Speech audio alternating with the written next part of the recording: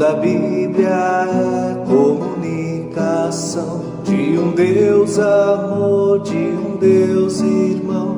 É feliz quem crê na revelação, quem tem Deus no coração. Jesus Cristo é a palavra, pura imagem de Deus Pai. Toda a Bíblia é comunicação de um Deus amor, de um Deus irmão. É feliz quem crê na revelação, quem tem Deus no coração.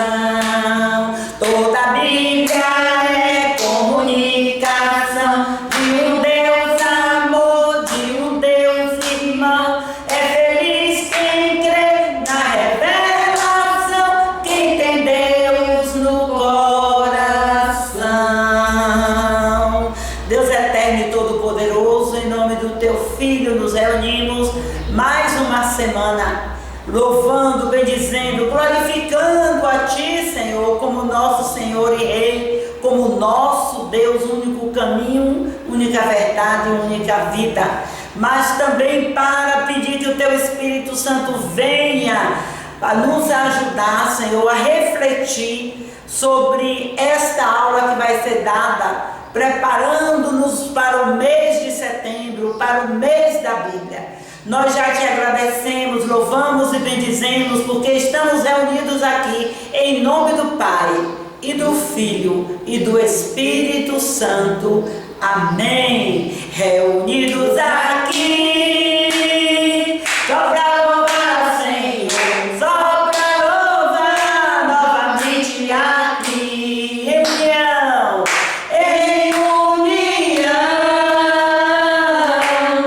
algo bom vai acontecer, algo bom Deus tem para você. Reunidos aqui, só para louvar ao Senhor.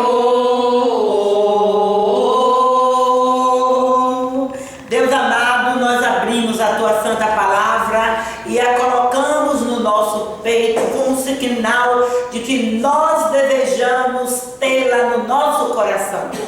Portanto, enviai o teu Espírito Santo. Vinde, Espírito Santo, para que nós possamos entender esta aula, o sentido da palavra de Deus, o quanto ela é necessária para a nossa vida, o que ela significa na nossa existência, para que nós assumamos esta palavra como norma de vida, nós possamos encarná-la e assim, nos entregando ao Senhor, deixar que esta palavra realize em nós o que ela se propõe fazer.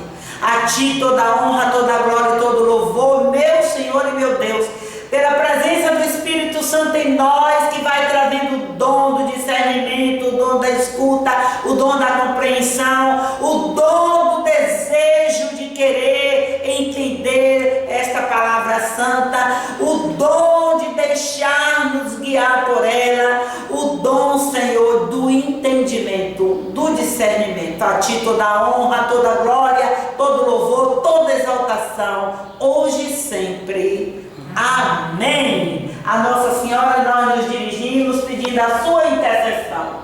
Ave Maria, cheia de graça, o Senhor é convosco. Bendita sois vós entre as mulheres, bendito é o fruto do vosso ventre, Jesus. Santa Maria, Mãe de Deus, rogai por nós, pecadores, agora e na hora de nossa morte. Amém. A você, Maria, nós nos dirigimos, pedindo que a sua intercessão nos ajude a compreender a santa palavra de Deus. Você que a viveu de forma tão completa, ajuda-nos agora a entender e a colocar em prática. Amém. Louvado seja nosso Senhor Jesus Cristo, para sempre seja louvado. Meus amados, nós estamos nos preparando para o mês da Bíblia. E em primeiro lugar, nós vamos entender o que é a Bíblia. Por esta foto, nós imaginamos logo que esta palavra santa, este livro, é, na realidade, Deus falando conosco. Deus que nos fala, que nos faz cartas e mais cartas, que nos manda sua mensagem para que nós possamos, entendendo, escutando, colocá-la em prática. Então a Bíblia nada mais é do que uma prova do carinho de Deus por nós. A Bíblia é o nosso apoio em todas as dificuldades e é luz para e manual também para a nossa caminhada e a nossa conduta. Vimos que a Bíblia na aula passada, ela hoje faz com que todo mundo tenha acesso, mas antigamente não era desta maneira. Nós todos temos acesso à Bíblia hoje, porque ela foi traduzida para todas as línguas. Praticamente o mundo todo tem hoje a Bíblia traduzida na língua do seu país, não é? Mas no princípio não foi assim. A Bíblia foi escrita em hebraico, aramaico e grego. Hebraico, aramaico e grego. E a última parte da Bíblia foi escrita no final da vida do apóstolo São João, quando ele estava lá numa ilha como castigo, na ilha de Patmos, e então Deus usa daquele isolamento e faz com que, inspirado pelo Espírito Santo, João escrevesse, que se chama o livro do Apocalipse. A Biblioteca do Vaticano guarda todas as cópias mais antigas. Onde foi escrito a Bíblia? Foi escrito na cerâmica, que é uma arte muito antiga da humanidade. Foi escrita no papiro, que é uma planta originária do Egito. E foi escrita também em porcelanas, em barro e também no pergaminho, que é feito de couro curtido de carneiro. Estamos rápidos assim, porque estamos revisando para entrarmos no assunto de hoje. As primeiras cópias da Bíblia foram escritas assim, eram rolos, rolos, se emendavam um pedaço no outro, não é? São chamados de rolos, e então os pergaminhos. Por isso, meus amados irmãos, nós revisando, vamos entender que a Bíblia está dividida em duas partes, Antigo Testamento e Novo Testamento. Lembro que na aula passada eu disse para você que se você tem sua Bíblia assim marcadinha, do lado, você pode fazer uma experiência, virando para o lado do seu coração, o lado, portanto, esquerdo, você vai ter todos os livros do Velho Testamento. Se você virar para o lado direito, você vai ter aqui todos os livros do Novo Testamento. Isso nos ajuda muito a achar o livro na Bíblia. Vejamos bem que no Antigo Testamento ele é composto de 46 livros e no Novo, 27. O Novo Testamento foi todo escrito em grego. O Antigo Testamento não. O Antigo Testamento foi escrito em hebraico, em aramaico, menos livro da sabedoria, Macabeus 1 e 2, livro de trechos de Esther e de Daniel, que foram escritos no grego. Aqui nasce a diferença entre a Bíblia católica e a Bíblia protestante, porque os irmãos protestantes, que se chamam evangélicos, eles não aceitam o Velho Testamento escrito em grego. Portanto, eles não aceitam o livro da sabedoria, não aceitam Macabeu, Daniel, parte de Daniel, parte de Esther, primeiro e segundo Macabeu, eles não aceitam, porque foram livros escritos fora da Palestina, depois escrito na língua grega. Então, é essa a diferença. No Velho Testamento, eles têm 39 livros. E no Novo Testamento, tudo igual. Né? Tudo igual. O grego do Novo Testamento não tem problema. O problema está no grego usado no Velho Testamento, que ele não aceita. Então, na realidade, a Bíblia tem um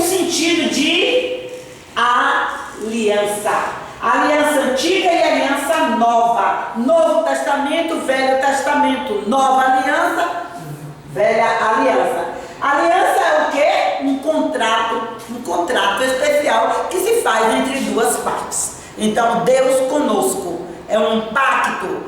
E o Antigo Testamento, essa aliança está selada por um sinal visível. A gente vê que se chama decálogo, tábuas da lei, 10 mandamentos. O Novo Testamento, ele é selado, a aliança é selada no Espírito Santo, no sangue de Jesus, é cravada no Espírito, selada com o sangue de Jesus. Então isso tudo nós vimos na aula anterior, e nós vamos ver que a Bíblia é um livro inspirado por Deus.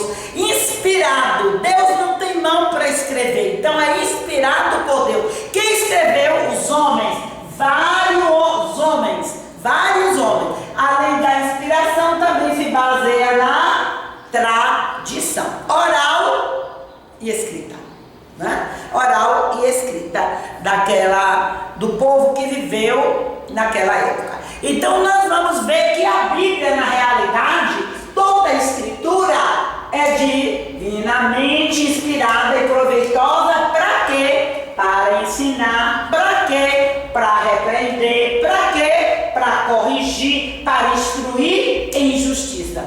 Aí a gente até gosta de dizer que é para ensinar, mas quando diz que é para corrigir e repreender, nem sempre gostamos. Mas Deus é Pai, e Pai cuida de seus filhos. Então Ele também exorta, repreende, corrige, além de instruir. Todos os livros que estão contidos aqui são livros inspirados. O que é um livro inspirado? É um livro considerado, iluminado pelo Espírito Santo. Como nós sabemos que o livro é inspirado? Porque o Antigo Testamento tem tudo a ver com o Novo. O Novo Testamento é a confirmação do Antigo Testamento. Para ilustrar, o profeta Isaías, no Velho Testamento, profetiza, diz assim, capítulo 7, versículo 14, ele vai dizer assim: uma virgem, o Senhor mesmo dará um sinal, uma virgem conceberá e dará à luz a um filho, homem, filho, e este filho será chamado Emanuel, que significa Deus conosco. Reparem, aí no Novo Testamento Lucas vai dizer: o anjo do Senhor foi a uma cidadezinha chamada Nazaré, e lá esteve com uma menina, uma virgem chamada Maria, e o anjo disse a ela: tu conceberás e darás à luz a um filho, será chamado Filho do Altíssimo. Então o Velho Testamento confirma o Novo confirma o Antigo. O Antigo está ligado ao Novo, e o Novo é a confirmação do Antigo. Então, assim, nós temos os livros inspirados. 73. Mas só existem 73 escritos? Não. São muitas as coisas escritas, são muitos os documentos que se tem. Estes outros que não estão contidos aqui estão também lá no Vaticano, na sede da Igreja Católica, e eles são chamados de livros apócrifos. Que são livros apócrifos? Livros piedosos, olha, livros que edificam, mas são maravilhosos, poéticos, porém eles não são considerados inspirados, porque eles contêm lendas e muita imaginação do autor. Ou seja, não tem ligação entre o Velho e o Novo Testamento, não tem comprovação. Assim, amados irmãos, nós aprendemos na aula passada de que os livros da Bíblia são agrupados em Antigo Testamento e Novo Testamento. Do Antigo Testamento se divide em 4. Para nós entendermos melhor, o Antigo Testamento está dividido em 4 grupos. Primeiro grupo, Pentateuco. Segundo grupo, livros históricos. Terceiro grupo, livros sapienciais. Quarto grupo, livros proféticos. Vamos então voltando para aqui, ver o Pentateuco. São 5 livros do Pentateuco, que são os livros da criação.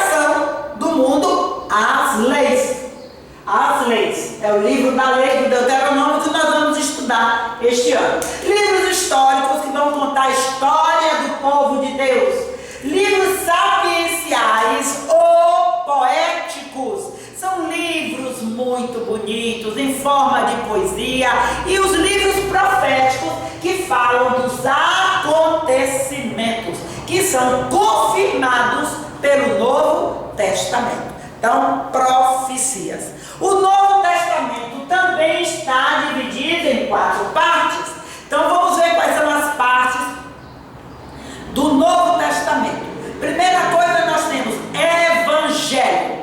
Evangelho. Depois, Atos dos Apóstolos. Em seguida, nós temos cartas. E o último, Apocalipse, que é o livro profético do Novo Testamento. 4 grupos. Vamos repetir? Evangelho, narrado por 4 pessoas, que nós costumamos colocar um S por causa disso.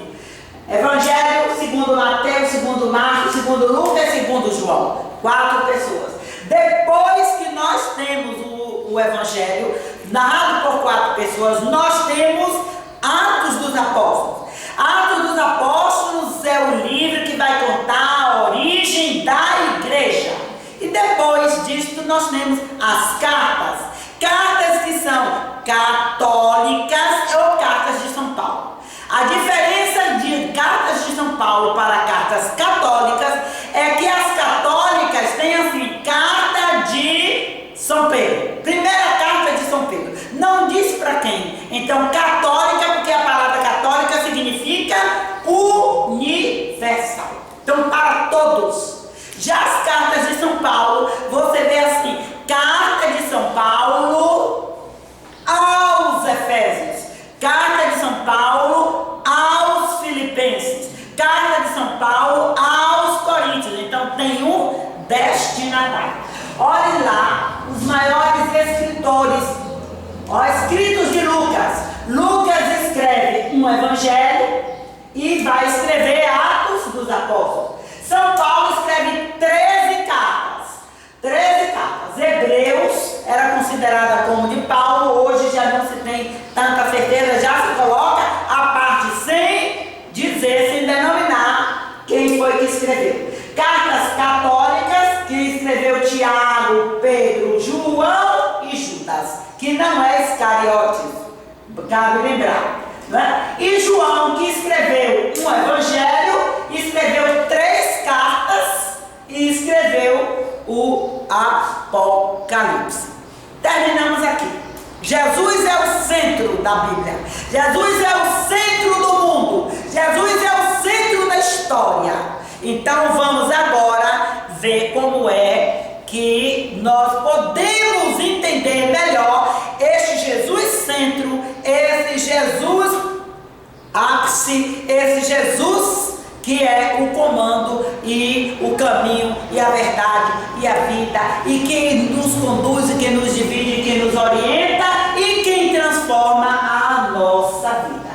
O que Jesus ensina, portanto, para nós no seu evangelho? Ensina a o quê? Ensina não só a ouvir a palavra, mas a praticar a palavra.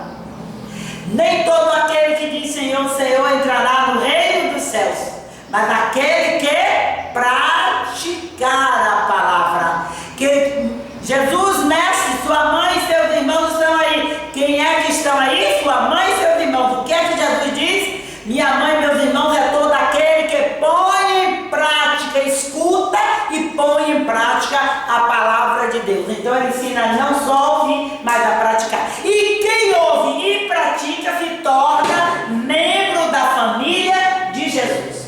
E o que ele nos ensina? Não somente a ler e estudar, mas a viver a mensagem.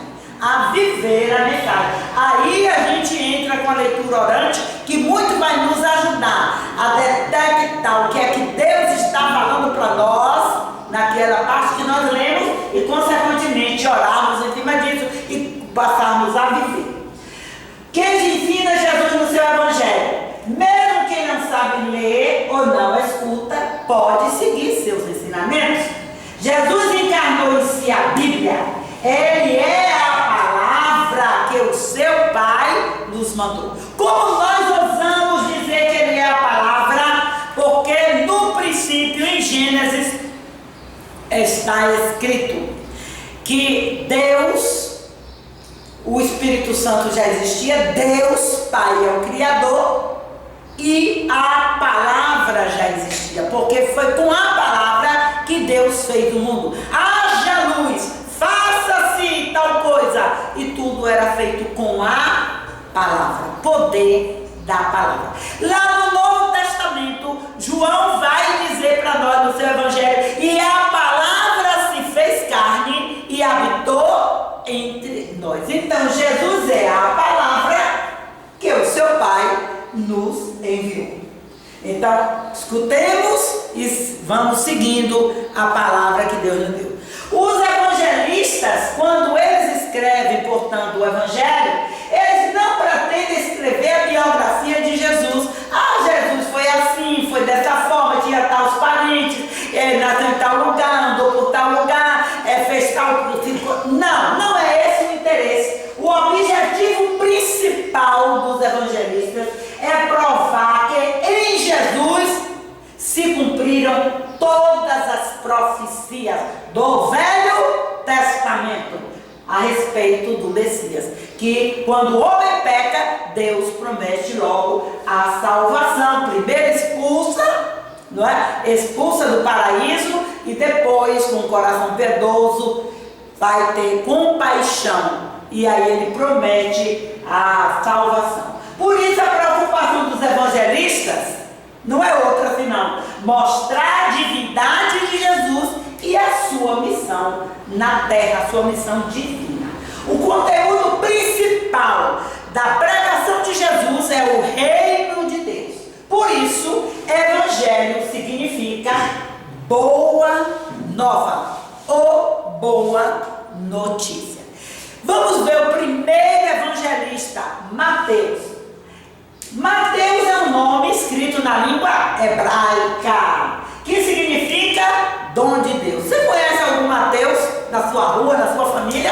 Se você conhece, você vai dizer para ele: olha, seu nome é bíblico, seu nome significa dom de Deus. Quem era Mateus? Mateus era um cobrador de impostos, portanto, considerado como um ladrão até, não é?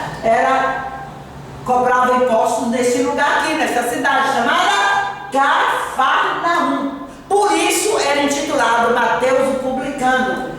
E ele também é conhecido com o nome de Levi. Prestemos atenção a partir de hoje, quando nós ouvimos o Evangelho, a este detalhe. Às vezes Mateus é chamado de Levi, ou então do próprio nome Mateus mesmo. Ele é convidado por Jesus para segui-lo, para ser seu discípulo, no momento em que ele está em plena execução da sua profissão. Ele está numa mesa cobrando impostos, quando Jesus passa por ele e diz: Mateus, segue-me.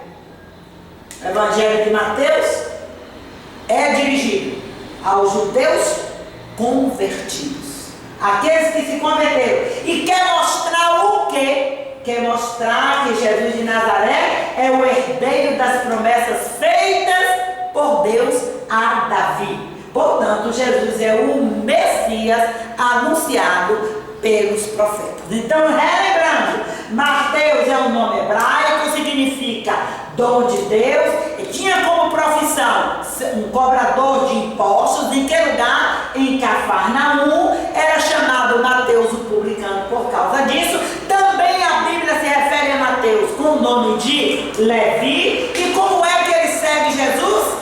Em plena atividade de cobrança de impostos, Jesus passa e chama. E a palavra de Deus diz que ele largou tudo e seguiu imediatamente. Imediatamente. Nós temos ouvido o chamado de Jesus na nossa vida. Nós temos escutado o chamado de Jesus.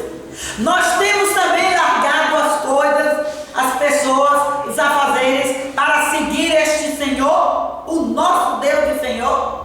Fica aí a interrogação para que nós nos questionemos. É assim que nós apresentamos a figura de Mateus, a figura de um homem, porque começou a escrever seu evangelho dando a genealogia de Jesus. O que é genealogia? É a origem. Fulano gerou fulano, fulano gerou fulano, fulano gerou fulano, fulano gerou fulano, fulano, até chegar a José, que é esposo de Maria, de quem nasceu o Salvador, de quem nasceu Jesus. Isso é a genealogia. Quero dizer para vocês que não foi o primeiro escrito, não. Conta-se de que ele começou a escrever, os seus escritos sumiram e Marcos, quando não vê nada escrito, chega a uma conclusão: nós vamos morrer, nós vamos passar e vai ficar o que para gerações futuras? Ninguém vai saber nada dessas maravilhas da salvação. Então Marcos escreve. Depois que Marcos escreveu, aí apareceram os escritos de Mateus. Agora ele está na ordem da Bíblia, Mateus antes de Marcos, porque ele cuida da genealogia de Jesus. Ele começa de 14 gerações antes de falar que Jesus veio ao mundo. Como é que Mateus apresenta Jesus para nós como Deus conosco, um Deus que está no nosso meio? Não é assim que nós dizemos quando o padre na celebração nos convoca, nós dizemos o quê? Nós dizemos o quê? Ele está no meio de nós. Então, ele está. E por que nós chegamos a esta conclusão que ele está no meio de nós? Porque ele é concebido por uma mulher. Ele está presente, ele ganha carne, embora gerado pelo Espírito Santo. Por que nós dizemos é um Deus conosco? Porque ele se submete ao batismo. E é Deus porque gerado pelo Espírito Santo, é Deus porque no ato do batismo de Jesus, ele é a segunda pessoa da Santíssima Trindade. A primeira se escuta a voz: este é o meu filho muito amado, em que eu pus toda a minha afeição. E a terceira se apresenta como uma pomba na cabeça de nosso Senhor, não é, de Jesus. Então, por que nós dizemos que é Deus conosco, que é o significado da palavra Emanuel? Você conhece algum Emanuel? Tem algum Emanuel na sua família? Pois é, Emanuel significa Deus conosco. Por quê? Porque frequenta a casa dos apóstolos e dos amigos. É Deus e é ao mesmo tempo, né, está no nosso meio. Está no nosso meio. Porque vai à casa dos apóstolos. Quem não conhece a passagem que ele chegou na casa de Pedro e a sogra de Pedro estava doente e ele foi lá e curou a sogra de Pedro? Porque nós dizemos que é um Deus conosco, porque ele chama os discípulos, porque ele aprimora a lei. Ele mesmo diz: eu não vim acabar com a lei, eu vim aprimorar a lei, porque ele liberta e salva o povo. É um Deus presente que caminha com o povo, que anuncia o reino através de seus ensinamentos, de seus milagres e de suas curas. Por que é um Deus conosco? Porque dá instrução aos apóstolos, para que depois que ele voltasse para o Pai, os apóstolos continuassem a sua missão. Por que é um Deus conosco? Porque ele morre como humano, mas ele aparece aos seus já ressuscitados, porque ele forma comunidade, inclusive a comunidade de Jesus é chamada igreja, da qual nós somos um tijolinho. E o segundo evangelho, ou seja, o evangelho de Jesus narrado por Marcos, é também Marcos, chamado de João Marcos. Olha, não é só Marcos o nome dele, às vezes ele aparece só como Marcos e algumas vezes como João Marcos, o nome completo. Marcos era primo de Barnabé e discípulo de Pedro. Pois bem, redigiu o evangelho a partir das pregações que escutou de Pedro, porque Marcos não conheceu Jesus, não foi do tempo de Jesus. Então ele redige o evangelho a partir das pregações que ele ouviu de Pedro. Põe em evidência os milagres que Jesus fez, pretendendo mostrar a bondade do Senhor, embora mostre a divindade de Jesus também. Se preocupa muito com o seu aspecto humano. Seu evangelho é dirigido aos cristãos vindos do paganismo, os gregos e os romanos. Vamos então ver como é a figura de Marcos. Marcos é apresentado sentado junto de um leão. Um leão. As figuras geralmente são assim de Marcos. Olha, ele está escrevendo, mas está junto de um leão. Por que esta figura de leão, é representado pela figura de um leão? Porque começou a narração do seu evangelho no deserto, onde era rodeado de leões. Então era uma característica. Você entende, esse é Mateus ou esse é Marcos? É Marcos. Por quê? Porque a figura de Marcos vem sempre acompanhada por um leão, por ele ter começado a escrever o evangelho no deserto. Jesus é mostrado por Marcos nesse aspecto aí, mais humano. Marcos vai se preocupar com a humanidade de Jesus, embora não exclua a divindade. Então ele vai mostrar que ele é batizado. Olha, não precisava batizar, mas como homem, Jesus se submete, mesmo sendo Deus, ele se submete ao batismo. Jesus sofre tentação. Jesus é levado para o deserto e sofre a tentação do pecado, embora não tenha caído no pecado. Jesus ora. Que necessidade Jesus tinha de orar se Jesus é o próprio Deus encarnado? Mas Jesus ora. Olha a humanidade. Jesus tem uma família. É Deus, mas ao ser encarnado, ao se tornar homem, ele vem de uma família, de uma mulher. Jesus tem momentos em que ele tem que fazer escolha. Ele escolhe. E quem é que determina? Aquele que é Deus, conhecedor de todas as coisas e todas as pessoas. Mas o homem escolhe. O homem escolhe. Então ele mostra o lado humano, que Jesus às vezes agiu como também demonstrando a sua humanidade, embora nunca tivesse deixado de ser Deus. Jesus ensina. Olha a humanidade de Jesus. Jesus chega a discutir. Jesus chega a expulsar da porta do templo aquelas pessoas que estavam fazendo do templo uma casa de comércio. Jesus exorta, chama atenção. Olha a humanidade de Jesus. Jesus tem sentimentos. Quando ele exorta, quando ele tira os vendilhões de lá da porta, ele pega um cipózinho e faz um objeto que ele pudesse ir lá, colocar aquelas pessoas para fora. Jesus chora diante da morte de Lázaro.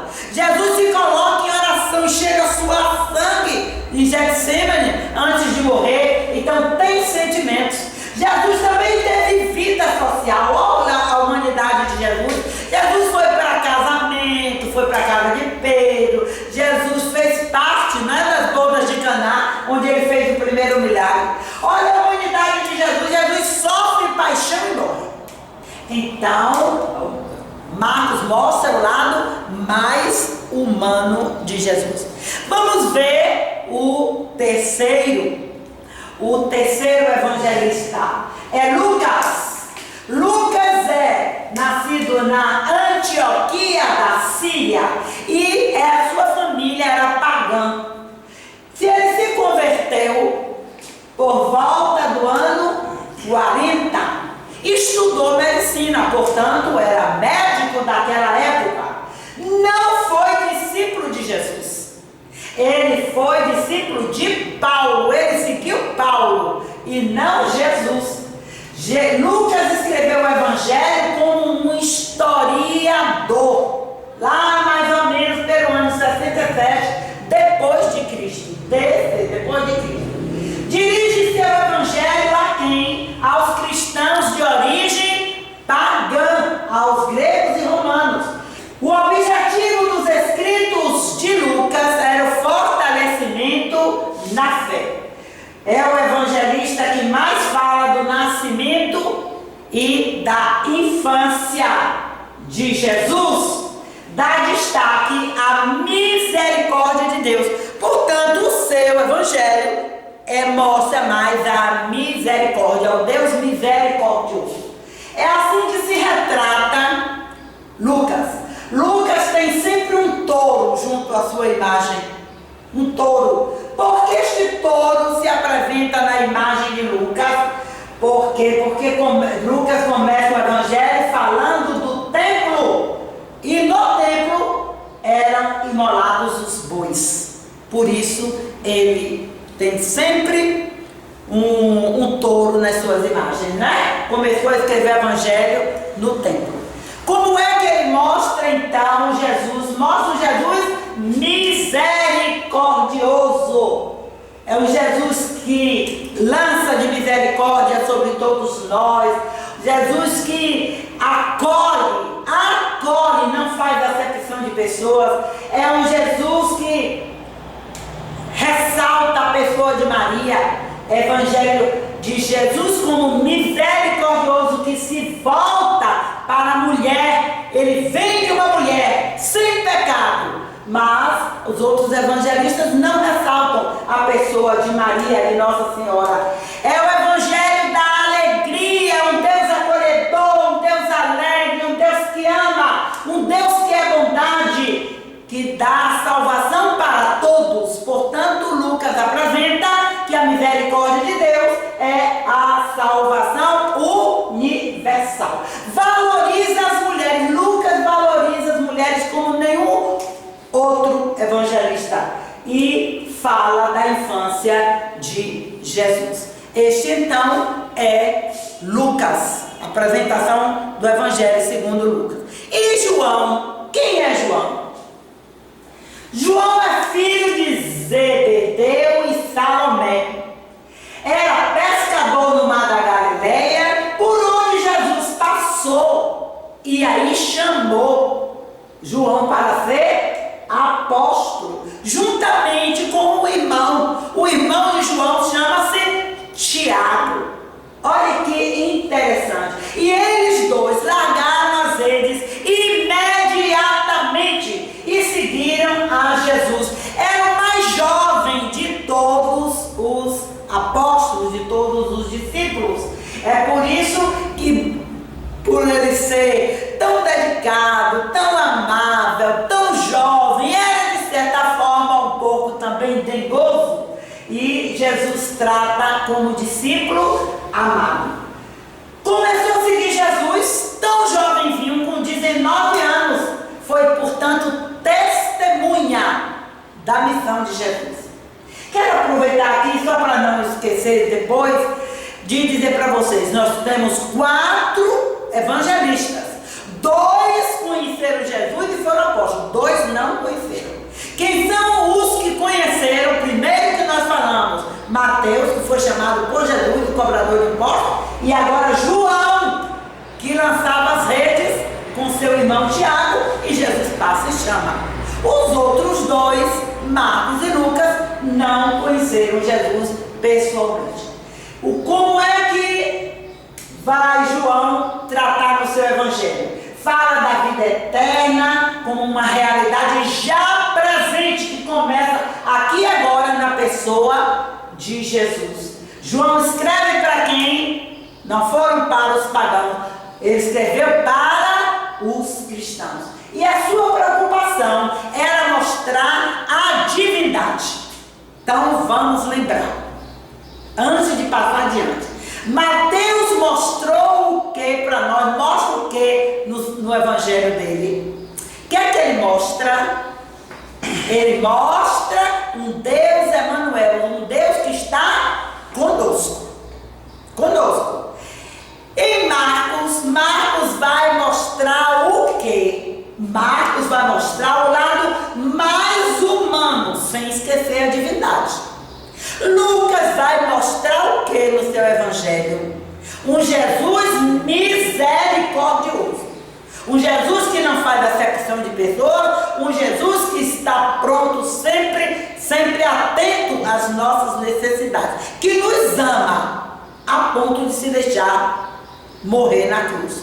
E João vai nos mostrar a divindade de Jesus. João não está preocupado com a genealogia, não está muito preocupado com a origem de Jesus, mas ele quer mostrar a divindade. A sua figura é representada assim como uma águia, pela águia, por causa do elevado estilo do seu evangelho, que fala da divindade e do mistério altíssimo do Filho de Deus.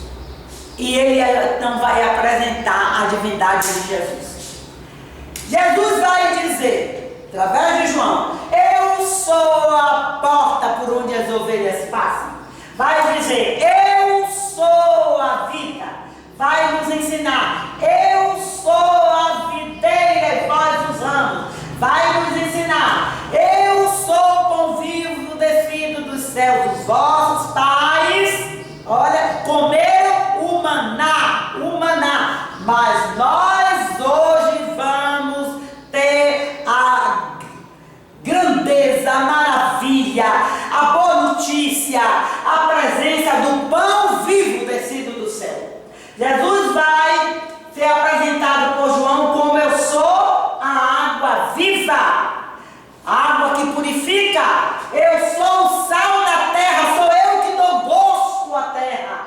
Eu sou o caminho, eu sou a verdade, por mim que você tem que trilhar. Eu sou o bom pastor que eu largo 99 ovelhinhas para ir atrás de uma. Eu sou a ressurreição, todo aquele que crê em mim, ainda que esteja morto, reviverá, ressuscitará. Eu sou a luz do mundo. A gente até canta que a palavra de Deus é lâmpada para os nossos pés. Eu sou a luz do mundo.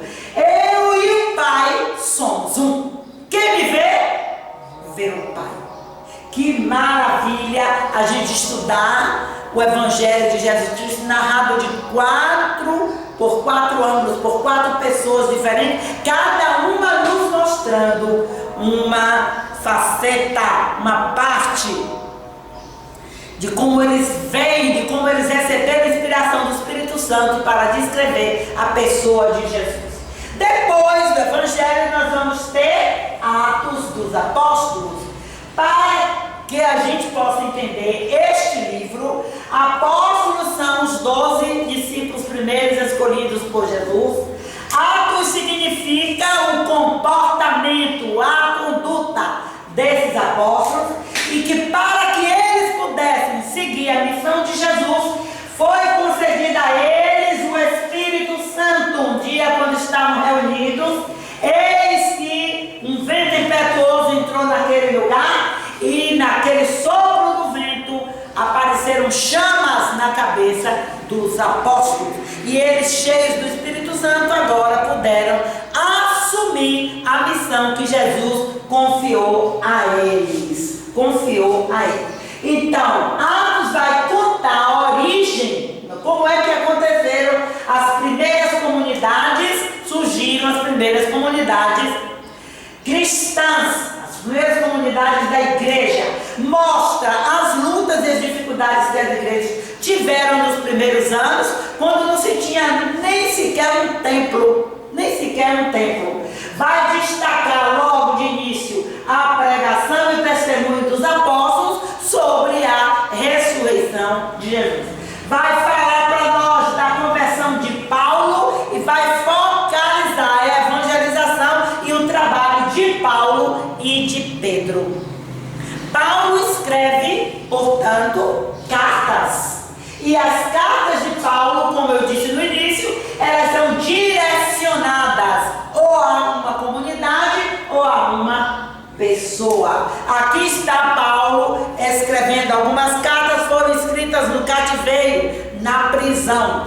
As cartas são chamadas também de epístolas. E quantas cartas são ao todo? 21, sendo que 14 são cartas paulinas, e eu volto aqui a insistir que uma das 14, Hebreus, ela já está separada, porque ela contém palavras de Paulo, mas ela também contém palavras porque não confirmam com o tipo, da maneira como Paulo escrevia.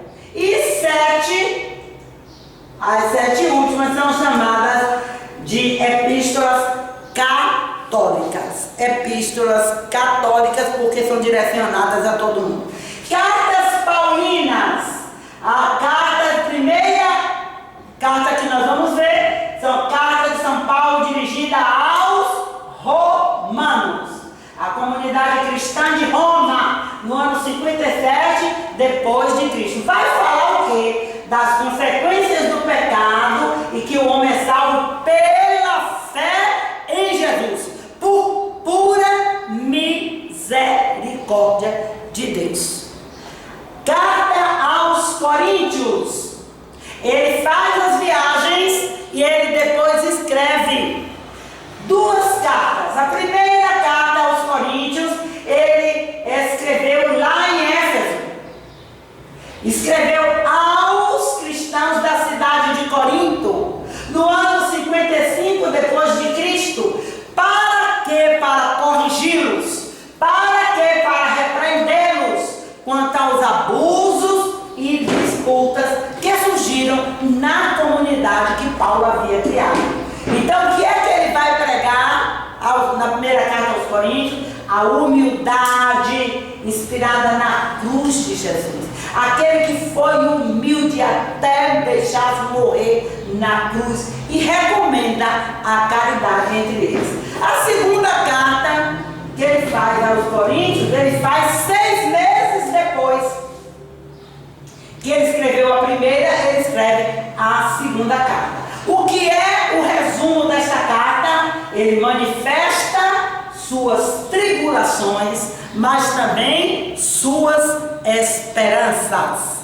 Aqui está um retrato de Corinto, as ruínas.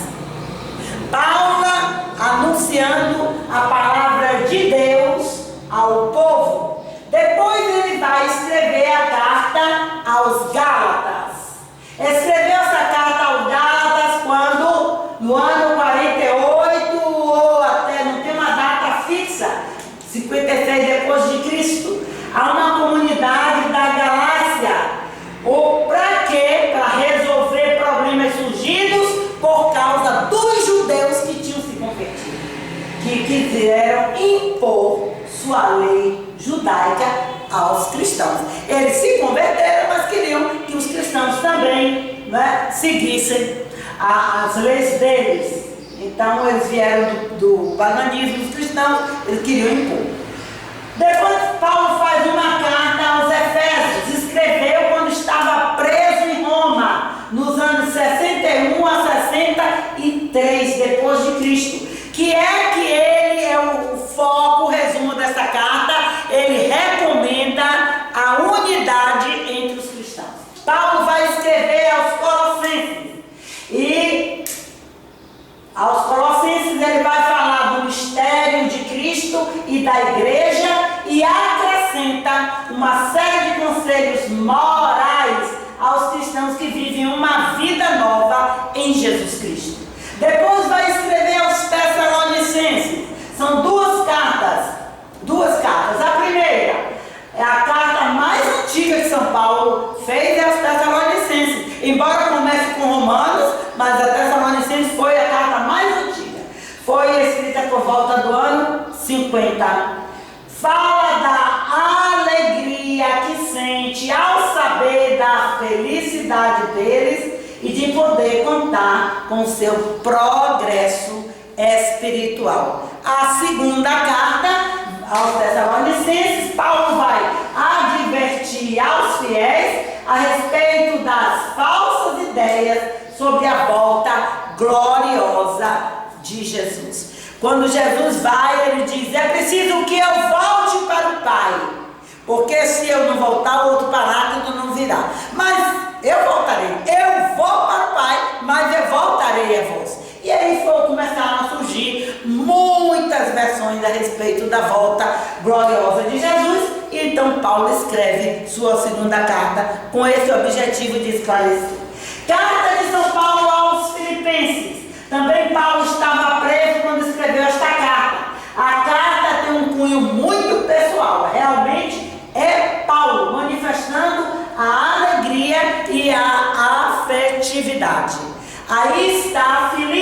que é uma cidade que já não existe mais, mas as ruínas são conservadas, não é? Onde todo o mundo inteiro vai visitar, porque é história. Primeira carta de São Paulo a Timóteo. Aí, olha agora, a um amigo dele. É uma carta dirigida aos bispos, aos quais São Paulo dá normas pastorais. Olha que beleza. Timóteo é seu discípulo e o acompanhou em viagem.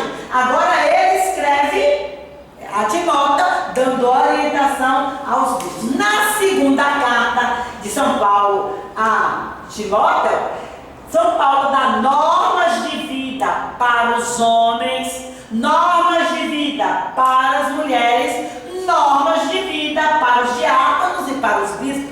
Estabelece conduta, comportamento, fala também como devemos tratar as viúvas, os anciãos e os escravos. Carta escrita a Tito. Tito é um grego colaborador de Paulo. Nesta carta, Paulo orienta a respeito de como devem ser organizadas as comunidades cristãs na ilha de Creta. Assim, vamos ver a carta de São Paulo a Filemão. É uma carta curtíssima, muito pequena, dirigida a um cristão rico de Colossos, cujo escravo fugitivo tinha vindo procurar proteção junto a Paulo. Paulo pede que esse escravo seja perdoado, o escravo que se arrepende e que é convertido ao cristianismo. A carta aos Hebreus, esta carta talvez não tenha sido escrita por Paulo. Como eu já mencionei, há textos bem parecidos que são próprios dele, mas outros não. As ideias são suas, mas o estilo é diferente. É dirigida aos judeus que receberam o batismo e sofrem por deixar o templo e a sinagoga. Os judeus se convertem, recebem o batismo cristão, mas ficam sofrendo porque os judeus não permitem mais, ou o próprio templo não aceita mais, a sinagoga já vem com outros olhos. São perseguidos. As epístolas católicas, católica que significa universal, são Epístola de Tiago. Tiago é chamado irmão do Senhor, é o Tiago menor, que é filho de Alfeu. Quando nós estudamos os irmãos de Jesus, nós aprendemos quem é Alfeu, que é esposo de outra Maria, que é irmã prima de Maria Nossa Senhora. Alfeu. Por isso aquela confusão de dizer que Maria teve outros filhos. Tiago foi bispo de Jerusalém. A carta de Tiago tem a espiritualidade do Sermão da Montanha. Ele olha muito o Sermão da Montanha, ele se baseia no sermão que Jesus fez na montanha, traz conselhos para a vida moral e recomenda a prática da caridade, da justiça e da piedade. Cartas católicas, 1 Pedro e 2 Pedro. A primeira carta de Pedro fala da alegria do cristão e da unidade de todos os batizados em Jesus Cristo. É dirigida a quem? Aos cristãos que sofrem por causa da fé. E por isso esta carta lembra a importância da cruz de Cristo e exorta todos a terem uma vida de santidade. Dá força, injeta coragem. A segunda carta de São Pedro, o conteúdo é semelhante à carta de Judas. Rejeita as doutrinas pregadas por falsos profetas de vida corrupta. É uma exortação à fidelidade a Cristo e ao amor de Deus e lembra o retorno de Jesus. lembra a vinda do Senhor. João, autor do 4º Evangelho, né, é também um escritor de cartas. Ele faz 3 cartas e escreve ainda o Apocalipse. Olha a águia, tá vendo? Olha a águia junto dele, que nós falamos nesse instante. Primeira carta de São João. As 3 cartas que seguem foram escritas pessoalmente pelo apóstolo, evangelista São João. João fala que Deus é amor, que Deus é luz. Por isso o cristão deve se comportar como filho de Deus, como filho da luz, fugindo do pecado. Na segunda carta de São João, essa carta é dirigida à comunidade da Ásia. É uma exortação a se caminhar na verdade e no amor. E a terceira carta de São João é dirigida a Gaio, a quem elogia suas virtudes. A Gaio, a quem elogia as virtudes. Uma carta muito pequena, por sinal. A carta de Judas foi escrita, lembrando de novo que não é Iscariotes, foi escrita talvez em Jerusalém, lá pelo ano 65 depois de Cristo. Que é que Judas expõe nesta carta? Ele põe os fiéis de alerta. Fiquem alerta perante as falsas doutrinas e os falsos mestres que vão surgindo ao longo da caminhada do povo de Deus. E o Apocalipse, meus irmãos, o Apocalipse significa revelação. É o livro profético do Novo Testamento. Trata-se, portanto, de um livro profético. Vai falar do futuro, do que ainda está para acontecer. E que ao longo da nossa caminhada, nós hoje, do século XXI, estamos vendo que muita coisa já está acontecendo. Foi escrita a quem? As 7 igrejas. A igreja de Éfeso, a igreja de Esmirna, a igreja de Pérgamo, a igreja de Tiatira, a igreja de Sardes, a igreja da Filadélfia e a igreja de Laodiceia, que estão todas elas na Ásia Menor. Quando diz a igreja de, é cidade. A cidade de Éfeso, a cidade de Esmirna, a cidade de Pérgamo, a cidade de Tiatira, a cidade de Sardes, a cidade de Filadélfia, a cidade de Laodiceia. Né? Então, por volta de que ano? Do ano 100 depois de Cristo, ele estava exilado na ilha de Patmos. E lá ele escreve esse livro do Apocalipse. A Bíblia, portanto, meus amados irmãos, é a palavra viva. É Deus falando conosco. Valorizemos esta palavra, amemos esta palavra, coloquemos esta palavra mais uma vez no nosso coração e louvemos a Deus que nos ama tanto, que quer estar presente em nós, dentro de nós, que quer nos alimentar com a sua palavra e com a Eucaristia, o pão da palavra e o pão descido do céu. Ó meu Senhor e meu Deus, te agradecemos, te louvamos e te bendizemos pela tua santa palavra que nos é dada. Toda esta palavra, Senhor, chamada Sagrada Escritura, que está contida aqui, 73 livros, armadinhos de forma tão selecionada, tão amorosa, traduzida do hebraico, do aramaico e do grego para o latim, por São Jerônimo, a pedido do Papa Damaso, e mais tarde traduzida em todas as línguas de todos os países, de todas as nações, para que nós possamos ter esse pão da palavra desafio a todos nós. Nós te amamos, Senhor.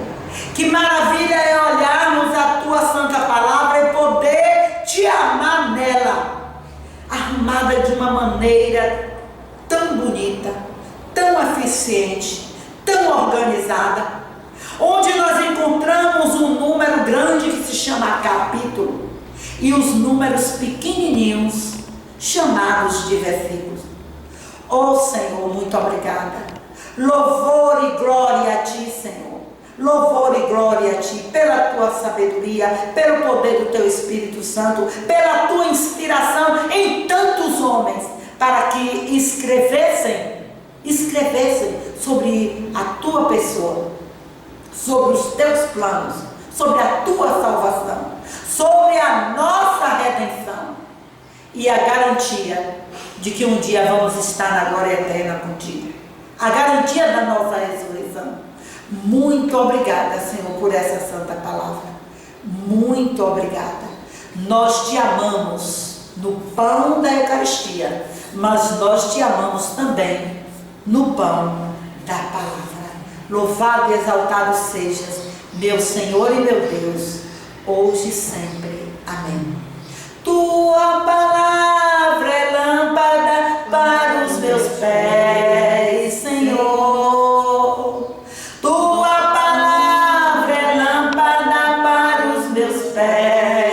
Senhor, lâmpada para os meus pés, Senhor, luz para o meu caminho. Lâmpada para os meus pés, Senhor, luz para o meu caminho. Meu amado irmão, você que participa da Escola da Fé, aprenda neste estudo a ter a sua Bíblia na cabeceira da sua cama, no lugar visível da sua casa. Se você pode colocá-la na sala, na entrada, assim o faça. E que ela não seja apenas um enfeite, mas ela seja um livro de oração. A Deus falando conosco através de cada página, de cada capítulo, de cada versículo. Aprenda a respeitar e amar, aprendamos todos nós, de maneira que ao lado da palavra esteja sempre que possível flores, um jarrinho, para dizer para Deus o quanto nós o amamos, quanto nós queremos que esta palavra seja vida na nossa vida. E assim, use esta palavra, leia esta palavra, faça oração pessoal com esta palavra, deixe esta palavra cair no seu coração e trazer para você, para mim, para nós, a mudança de vida, a nossa conversão. Ó Maria, tu que soubeste ouvir a palavra de Deus, ajuda-me, Senhora, não só a ouvir, mas a viver a palavra do teu Filho Jesus Cristo, de teu Pai, nosso Deus Criador, do teu esposo, o Espírito Santo. Que assim seja. Amém. Senhor esteja conosco, Ele está no meio de nós. Abençoe-nos o Deus Todo-Poderoso, Deus que é Pai, Filho e Espírito Santo. Amém. Fiquemos com Deus. Até a próxima aula. Vamos criar gosto pela palavra de Deus, porque aí vem o conteúdo que a igreja nos pede para estudar no mês de setembro, que é o livro do Deuteronômio. Louvado seja mais uma vez nosso Senhor Jesus Cristo, para sempre seja louvado.